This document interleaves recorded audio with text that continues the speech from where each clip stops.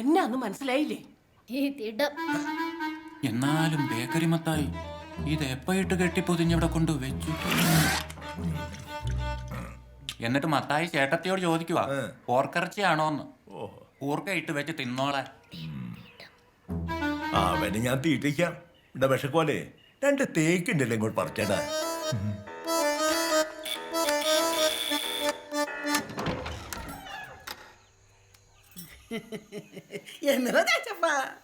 കുറച്ച് മീനാ തണ്ടം വെച്ച് വരാന്.